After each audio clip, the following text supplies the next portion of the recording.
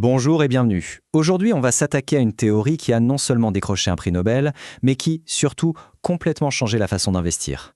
Pourquoi? Eh bien parce que pour la toute première fois, on a mis en équation cette idée que le risque et le rendement sont intimement liés. Et on a prouvé, mathématiquement, le pouvoir de la diversification. On parle bien sûr de la théorie moderne du portefeuille.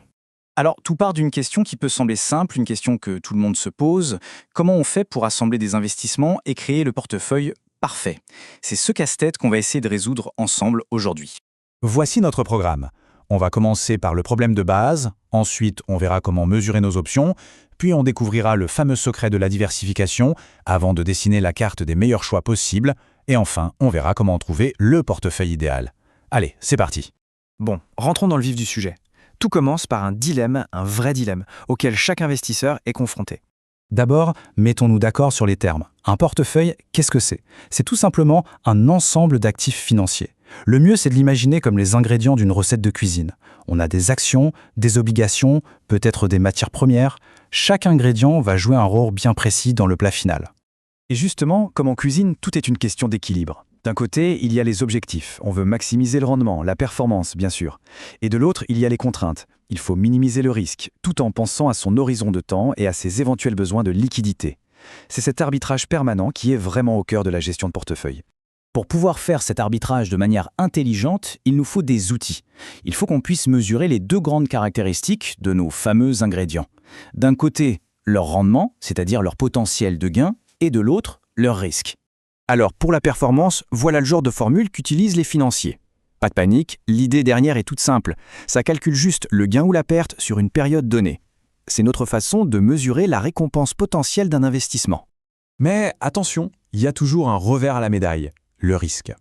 Pour le mesurer, on utilise un outil qu'on appelle la variance et qui se calcule avec cette formule.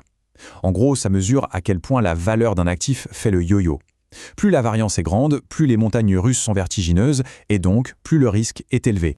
Ok, maintenant qu'on sait mesurer la récompense et le risque pour chaque actif pris séparément, on va découvrir comment leur combinaison peut créer quelque chose d'assez magique. C'est tout le principe de la diversification. L'ingrédient secret de cette magie, c'est la corrélation. La corrélation, ça nous dit comment deux actifs dansent ensemble. S'ils ont une corrélation de +1, ils bougent en parfaite synchronisation, comme des partenaires parfaits. S'ils ont une corrélation de -1, c'est tout le contraire. Quand l'un monte, l'autre descend. Et bien sûr, entre les deux, il y a tout un tas de nuances. Et ce graphique illustre ça à la perfection. Regardez, quand la corrélation qu'on note ρ est à +1, la ligne est droite. Ça veut dire que combiner les deux actifs ne réduit pas du tout le risque.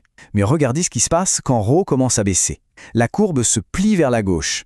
Qu'est-ce que ça veut dire? Ça veut dire qu'on peut obtenir le même rendement, mais pour un risque beaucoup plus faible. C'est ça la magie de la diversification.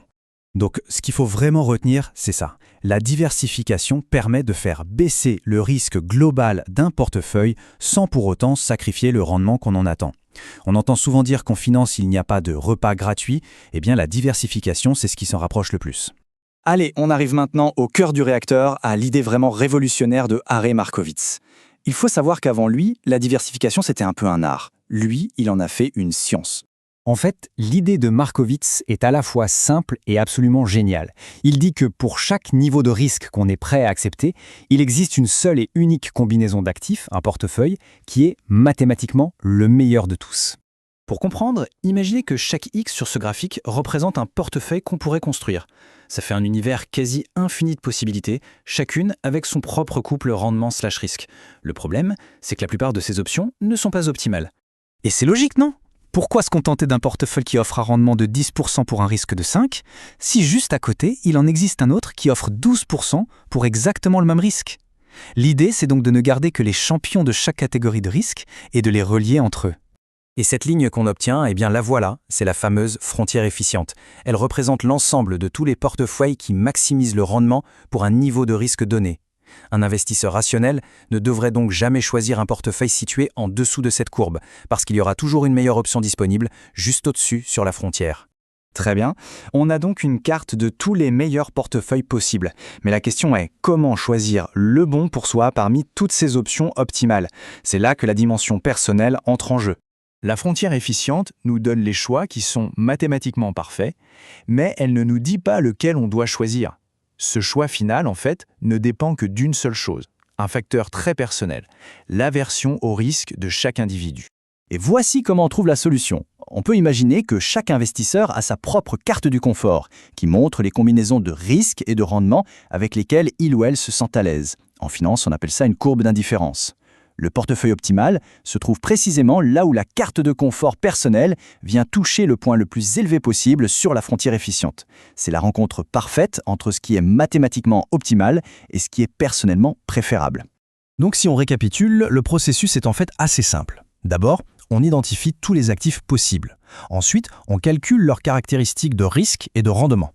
Puis, on utilise ces données pour tracer la frontière efficiente. Et enfin, on choisit le point sur cette frontière qui correspond à son propre profil de risque. C'est ça finalement, la science de l'investissement intelligent. Et voilà qui termine notre analyse de la théorie moderne du portefeuille. La question qui reste, et c'est sans doute la plus importante, est celle-ci.